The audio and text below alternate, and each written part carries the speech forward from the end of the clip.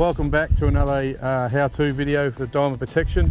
In this video, John's just going to show us how to use a dry chem fire extinguisher. So obviously he's got a bit of an issue at the back there. He's got a fire going. He's identified he needs to put that out. He gets up to the extinguisher, has a look for the pressure gauge to make sure that the extinguisher does have enough pressure in it and the tags are still in. He then removes the safety pin straight out, gives it a test fire off to the side, make sure that it is going to work, upwind so he doesn't get a face full of it.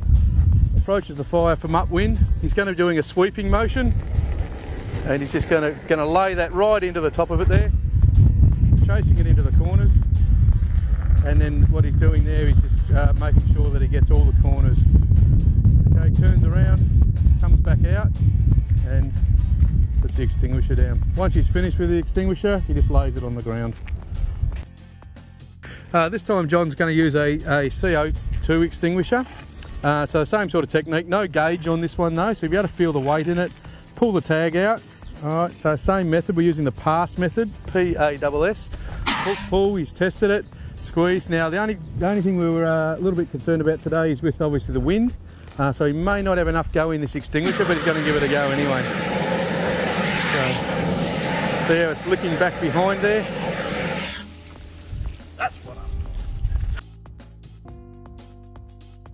What we're going to show you here is a phlegm liquid fire with a water fire extinguisher. We do not recommend you do this, but we just want to show you the people what happens if you do use a water fire extinguisher on a phlegm liquid. Checks the gauge, pulls the pin, okay, gives it a squirt, make sure it's going to go.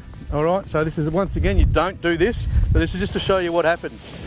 It's just going to aggravate it and flare it up. Alright, so it's not going to do a great deal. So then he'll change the extinguishers and he'll go for a foam extinguisher, which he's going to change. The same thing, checks gauge, pulls pin. This one's a little bit different. He'll need to test it and lob the foam on there into a corner and sweep it in. Alright, so this is using foam.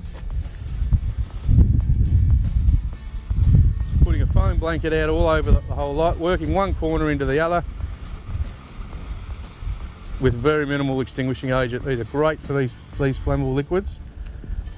Well done. So a lot less effort with that one. So what you can see in this series, if you pick the right extinguisher, all right, with the right extinguishing agent in it, then you're going to get the best performance. So we don't recommend you do this at home. You would need to come to do one of our courses and we can put you through the same training that these guys have here. Once again, welcome. So once again, thank you for watching Diamond Protection How-To series. There's going to be a lot more. If you'd like to subscribe down the bottom of the page there to our YouTube channel, as well as our website. Once again, thanks from the training team.